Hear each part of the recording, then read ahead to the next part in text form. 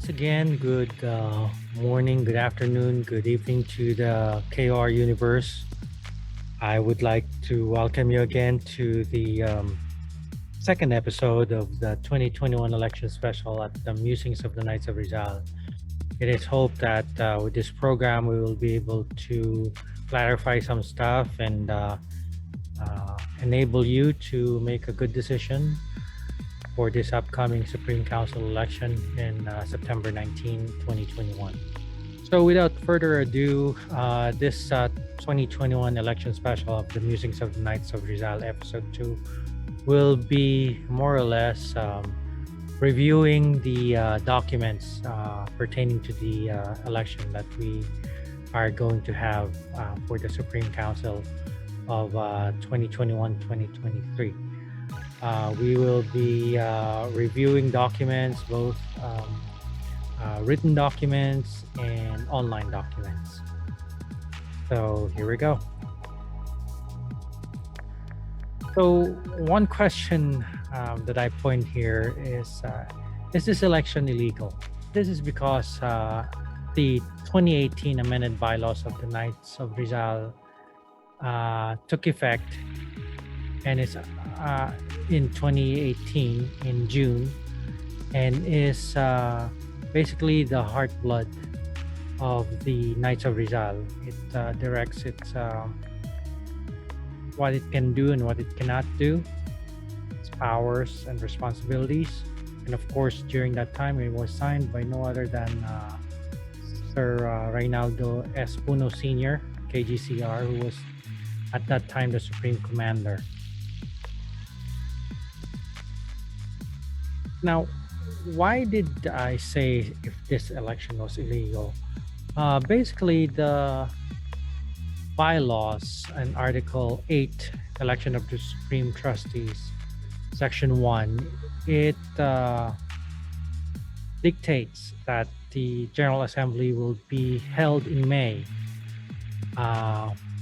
every 2 years in the designated area in the city of Manila, or rotated in Luzon, Visayas, Mindanao, wherever beneficial and practicable. Should be free, fair, honest, and orderly election. It should be a free, fair, honest, and orderly election. So obviously, we are holding the election in September 19 and not May. So is this election illegal as far as the bylaws is concerned? There are resolutions that was signed by this present disposition that is a reaction to the pandemic and the Knights of Rizal continuation as far as the Supreme Council is concerned. These are Resolution 41 and Resolution 42. Resolution 41 was dated in April 2020. This was the election was supposed to be held in May, just like what the bylaws dictate. However, in Resolution 41, it authorized the Supreme Commander to consult with the elders to extend the term of office of the incumbent Supreme Council. And of course, we all know this is because of the pandemic and the qualifying security measures that the Philippine government put in. And on resolution number 42, almost a month after the Supreme Commander was authorized to consult with the Council of Elders, the Council of Elders approved a resolution calling for the postponement of the election, meeting of the Election Tribunal and the Biennial Assembly that was designated to be held on May 21, 2020. So these two resolutions allowed the Supreme Council to continue, and it also allowed the postponement of the election and meetings of the Electoral Tribunal and the biennial General Assembly that usually is within the election. So, uh, with this resolution, it was resolved that the election would be postponed, and originally it was postponed for the next year in May 2021. So it was postponed for a year, and this was signed in July 3, 2020. Now, Memorandum 43, after 41 and 42, they came out with the Memorandum 43, and Memorandum 43 basically said that things have not changed. It's still a very hard and almost impossible to hold an election of the Supreme Council as we knew it. So they did not push through with the May 2021 election. Instead, they are going to push through with the September 19, 2021 election. The venue will be at the Manila Hotel. With the same memorandum that was published in February 23, 2021, they admonished the chapter commanders to submit the list of qualified voters on March 31, 2021. So the what gave the council of elders the right to basically drop the provisions of the bylaws and approve in with consultation after a consultation from the Supreme Commander, approved the postponement of the election in both 2020 and 2021. Well, according to our bylaws, the Council of Elders, which will be composed of the Supreme Commanders of past and the incumbent Supreme Commander, which is of course Sir Elihu, they can be consulted by the Council on vital matters affecting the interest and integrity of the order. And we all know that the pandemic has affected a lot of activities all over the world, including the Olympics that was postponed also for a year. Also in that regard, in an event of dispute or dissension, the Supreme Council was given also the lawful right to assert what they think is good for the organization through this provision of the bylaws in Section 2B. And its decision is said to be final and immediately executory. So that answers the question if this election is illegal. So the Supreme Council opted, as given by the same bylaws, the highest authority to maintain the integrity and of the organization. They opted to postpone the election because of the pandemic. So this election is binding and is legal. Now, one thing that the election has always been concerned about is good standing of a member, and only a good standing member could be elected and could elect. So what does the document say about good standing member? Well, on the there are three documents that are going to be reviewed. There are three documents that are vital to this election. The one, of course, is the bylaws. The second is this one in green, which is the rules and procedures of the election. And of course, there was a third one, the rules and procedures of the election as an addendum with the caveat that it was going to be an automated election. Uh, with a good standing, who could vote? According to this rule, a member of a member of the Council of Elders can vote. Member of the incumbent Supreme Council, uh, KGOR, KCR, ranking members as long as lifetime members can vote. Chapter commander, deputy chapter commander, chapter chancellor can also vote. And of course, there's also a provision for a chapter vote. Every 5, you get 1 vote. But all that is encompassed with good standing, as defined by the bylaws, and followed by these rules and regulations for this upcoming election. So, according to the bylaws in Section 3, a member chapter in good standing is a knight or a chapter who's been a member for at least 6 months prior to and including the date of the election. So, if you're a member less than 6 months prior to the election, you cannot vote or be voted upon. So, meaning you cannot join the election and be able to vote 3 months prior to the election, prior to September at this point.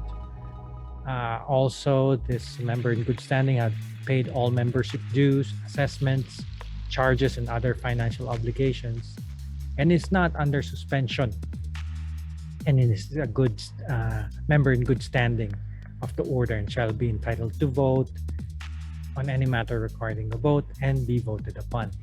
So the bylaws is very clear. For you to be able to vote and be voted upon, you cannot be joining the Knights of Rizal 6 months prior to the election. You have to be paying all the dues, and you are not under suspension as a member in good standing. This is seconded, followed by the rules and regulations. It's echoed in Section 3, definition of knight in good standing.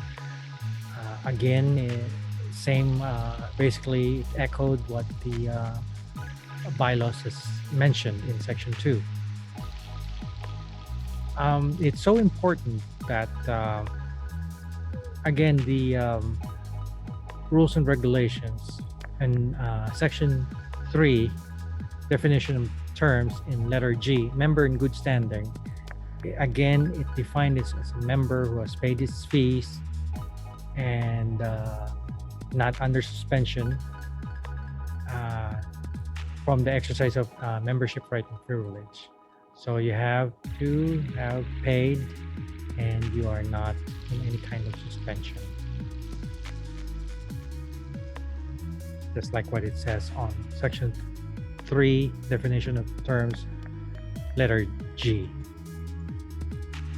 Now, of course, I did mention about the supplemental rules and regulations this time about automated election, but basically it says the same thing, only the caveat it's automated election as differentiated from the regular election that we have, which is in person.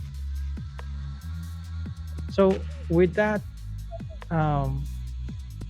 definition of a member in good standing, who would know this? Who would make the list of electors? Who would submit the list of electors? Well, it's quite clear from the election tribunal. This form was given for the chapter commander and attested by chapter pursuant. The names and list of qualified voters based on having a status of good standing. So with this qualified voters form, it is quite clear that the chapter commander has the responsibility to check for qualified voters to be submitted to the election tribunal. However, in July 15, 2021, For some reason, the international headquarters came out with the voters list of their own. This was prepared by Maureen Fernandez, administrative officer. And in that list, it had 1707 names, both international and local being Philippine based. It also came out on August 10, 2021 of overseas voters list. So the list, all this list, the voters list came from the international headquarters through the administrative officer, Maureen Fernandez, and not through the chapter commanders, as really is practical and sensical. So is this wrong that it did not come from the chapter commanders but from a list that was prepared by the international headquarters? Well, the election tribunal came out with memorandum number 4, and on July 21, 2021, the same time that the list came out from the international headquarters.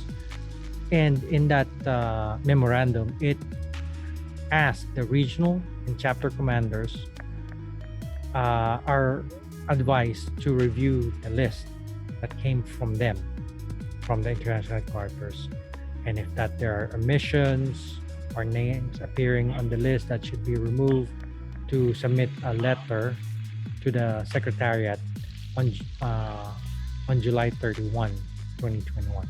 So even though the list did not directly came from the chapter commander as mandated by the orders from the election tribunal, it did came out with its own list with the again, just to emphasize, the election tribunal asked the chapter commanders initially for a voters list, and it came up with its own form, which is right here.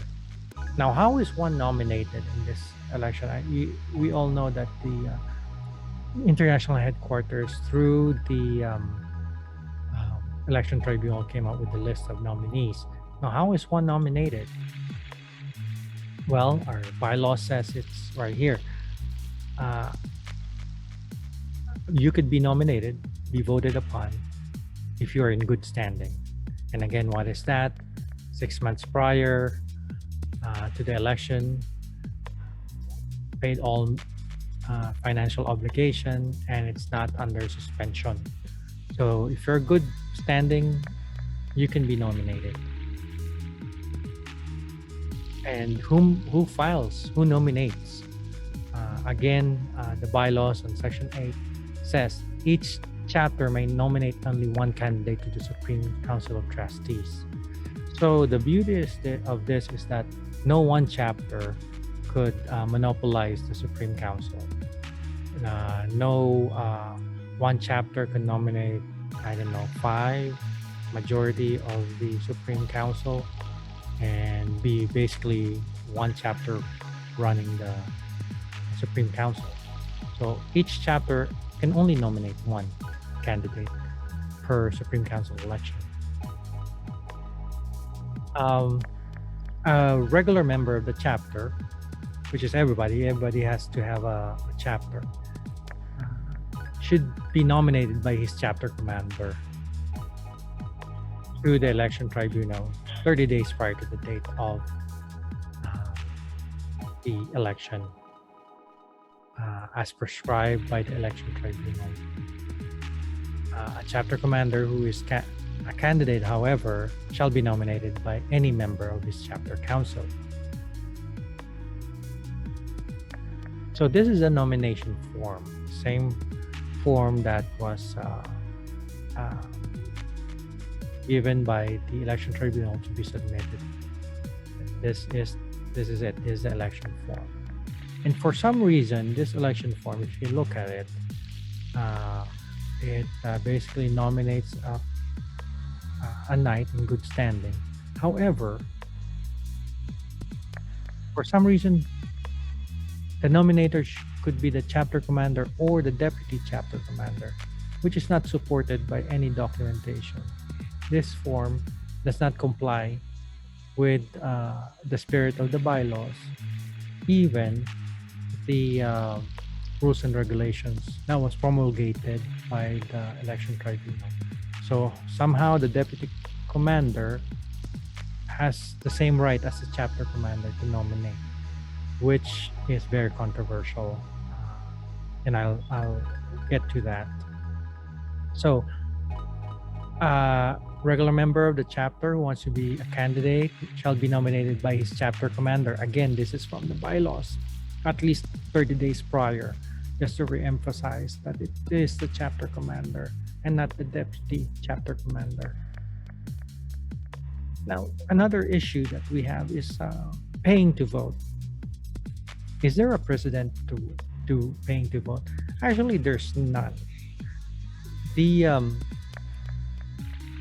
series of 2018-2020 Memorandum 21, when all was still normal, if you can say so, or pre-pandemic. This was dated September 12, 2019.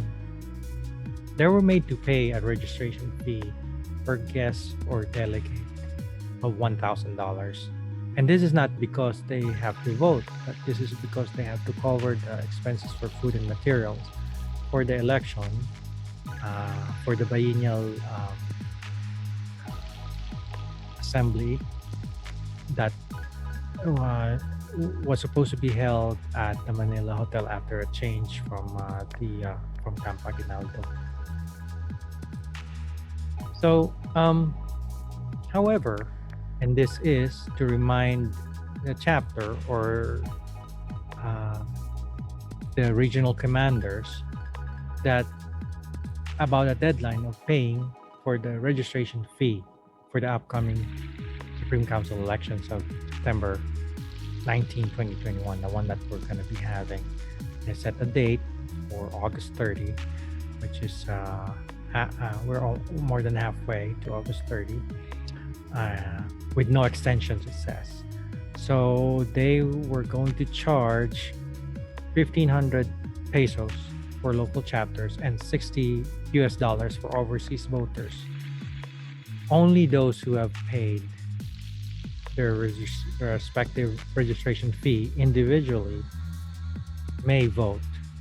Those who cannot pay this amount will not be able to vote from a list of validated voters. So from having to pay for food and materials during the Supreme Council election of 1,000 pesos, now you have to pay for you to be able to vote. And as you might well imagine, there was a lot of, shall we say, reaction to this ruling. And following day, on August 12, 2021, they came out with a Memorandum 7, the Election Tribunal, and it adjusted the fee from $1,500, 1,500 pesos to 1,000 pesos, from $60 to $30 for overseas to be able to vote. And I quote, it says, this adjustment comes in light with several pleas from brother knights to lessen the amount to be paid, taking into consideration the financial constraints brought in by the COVID-19 pandemic, and to allow all qualified voters to freely exercise their rights to vote without burdening them financially.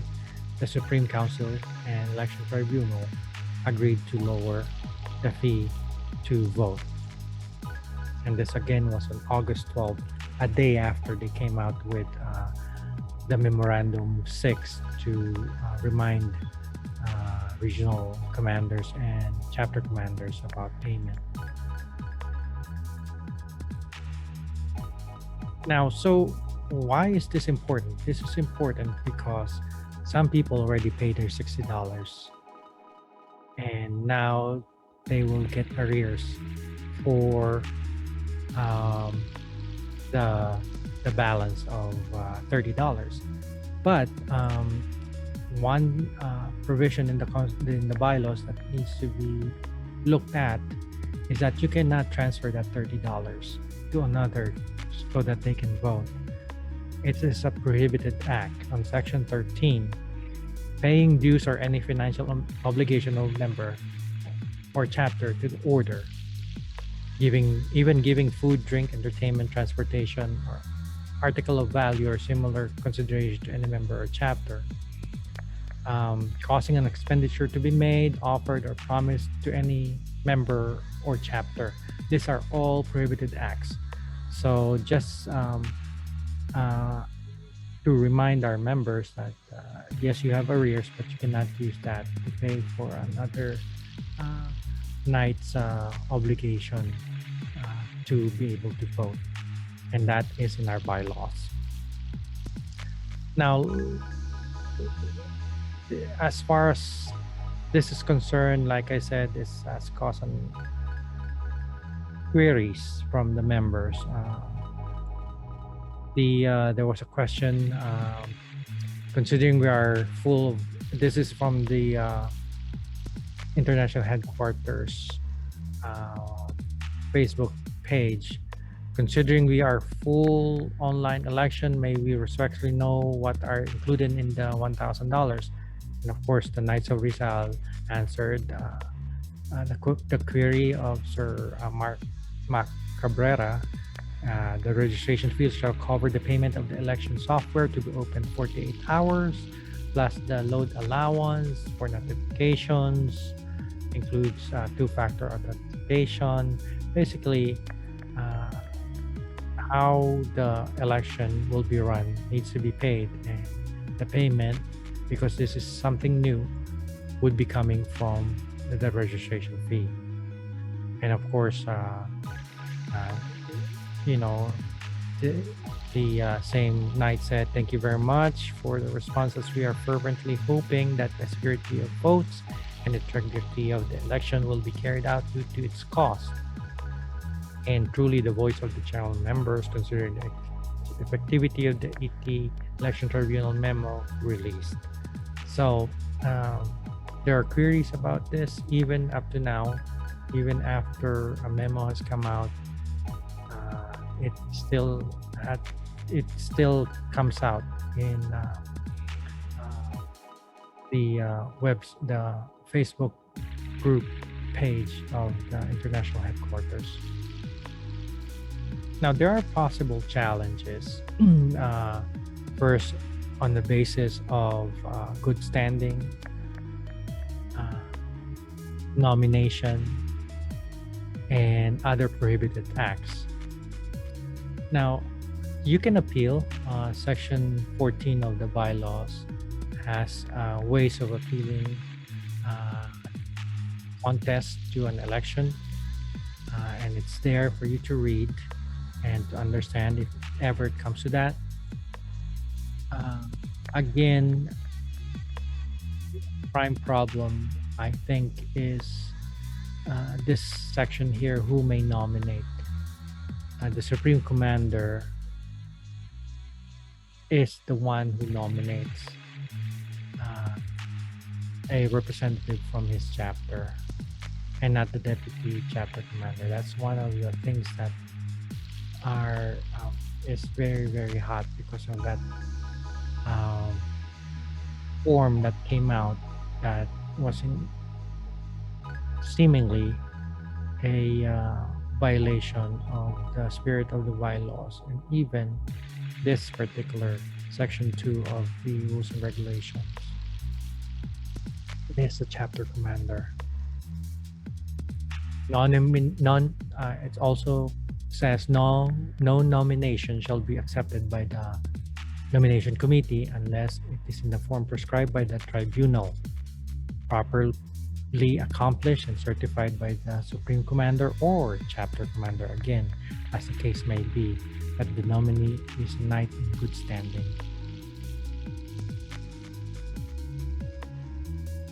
So these rules and regulations came out for the 2021-2023 Rizalian year, and it's very to the point of how the election is going to be run. There are dates that were given there, procedures, and ways to conduct the election from the supplemental election rules and regulations for the automated election that we're going to have. This was signed by the election tribunal and also the whole election committee, as well as noted and approved by the Supreme Commander, Justice Ibanez. It was signed in February 2021, thinking that there would be election in May 2021. And like I said, there was another supplemental rules and regulations that came out, so that we will have something in writing that will control the election for the automated part this time around. So early appeal thus far, are there any appeals that came out already? And why do I keep on hammering on the chapter commander having the privilege, the right, and the power to be the only nominating signature on a nomination form? That is not reflected, of course, in the nomination form that came out from the tribunal. Well, there's a resolution number 1, series 2021. This is the very first resolution by the nomination committee, and this resolution came up with the names of the approved nominees. Also came up with the name of a nominee that was disapproved, and this was Sir Danilo Peralta, KGOR. It is based, according to them, for not satisfying all the requirements for a proper nomination. Proper nomination, we will find out what they mean by that. They came out, the nomination committee came out with resolution number 3 and said that whereas, and I quote, whereas the nomination committee of the election tribunal disapproved the nomination of Sir Danny Peralta, KGOR, as candidate for trustee of the Supreme Council of the Knights of Rizal, in view of his nomination was defective, which was not signed by the chapter commander of his chapter in Sydney, Australia. Which decision of the nominating committee was received by Sir Danny Peralta on August 11, 2021. So there's the reason why it was rejected. It did not have this. It was not signed by the chapter commander of his chapter in Sydney, Australia. This was signed on August 16 by the chairman of the Electoral Tribunal and the other officers pertaining to the election. So with this, we have the following candidates: Sir Abeliana Rodel, Sir Amoroso Charles, Sir Balsalmo Jonathan, Sir Barca Romero, Sir Cabrera McIntyre, Sir Calairo Emmanuel, Sir Calderon Gerardo, Sir Cazola Armando, Sir De Mesa Bernie, Sir Del Rosario Raimundo, Sir Relon Allen, Sir Romero Robert, Sir Sanhi Johnson, Sir San Juan Francisco or Frisco, Sir Suba Ferdinand, Sir Tan Rafael, Sir Garaton Meliton, Sir Nepomuceno Lu, and of course, now we have Sir Peralta Danilo of Sydney, Australia. These are the names of the new uh, nominees, the new sets of nominees, the addended set of nominees.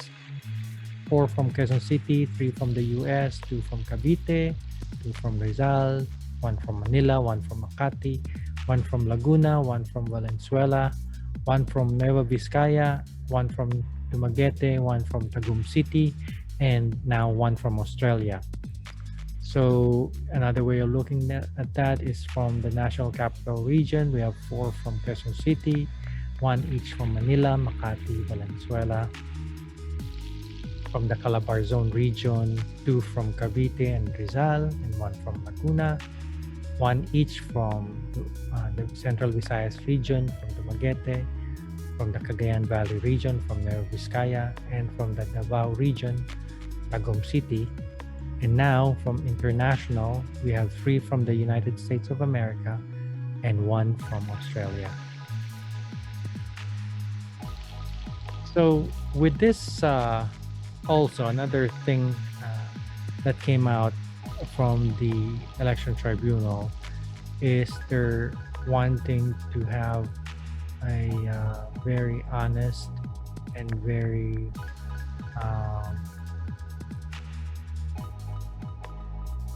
honest and very orderly election. So they came up with a resolution that prohibits candidates from campaigning. On August 13, on the day that they came out with the resolution, the election tribunal, this was memorandum number 8. It ordered the candidates at all nights to stop and take down posts campaigning themselves or a night candidate on any public platform like social media, online groups, group chats, etc. for the upcoming Supreme elections. Any night, and it says any night or candidate who violates this shall be subjected to disciplinary action. Candidates who violated this could be disqualified after due process. So they gave it a really sharp teeth, and they really are against campaigning, which again, part of the documentation is the online documentation. And what came out from this international headquarters posting about the memorandum number 8 from the electoral tribunal banning campaigning is some reactions from members. One who says, and this is from the Facebook page, I don't know if Dr. Jose Rizal would have approved of the banning of candidates from campaigning publicly. In my opinion, such provision will benefit only those who are already more prominent than the others, like Sir Angono Vice Mayor Jerry Calderon and Sir Tagum City Mayor Alan Relon. Because of their prominence, they don't need to promote themselves anymore. And this is unfair to those candidates who have to introduce themselves to the KOR public and present the reasons why they should be the ones the electors should choose for the new Supreme Council. Many would vote for the candidates of Sir Jerry and Sir Alan's stature on name recognition alone. It is unfair to those who are less known or almost not known. And those names that I read, you can tell that not everyone shares the prominence of these names, for instance. Again, another reaction, in my opinion, the Supreme Council banning candidates from campaigning and promoting their platforms is akin to the Spaniards banning Dr. Jose Rizal from writing his books. And this is again in the spirit of openness and freedom of speech. However, the Supreme Council, with this infinite wisdom, responded by saying that we are waiting for some candidates to respond to missing data such as their signal accomplishment. The IHQ will post candidates' information with photos soon. So basically, the campaigning individually or per night is banned, but the Knights of Rizal International Headquarters will come out with a way for Knights to know accomplishments and stands of this the candidates that we have, all 19 candidates that we have for the local, and all 2 candidates that we have for the overseas representative position. So, in jest, of course, typical Filipino humor. Yes, of course, it is ignominious, referring to campaigning. And it looked back, there was once an election where candidates were distributing uniform materials. Then a rumble occurred. A rumble would be a fight. We were there, we joined, my black belt was in effective use. He laughed, I was young then. As you know, Filipinos are good in humor.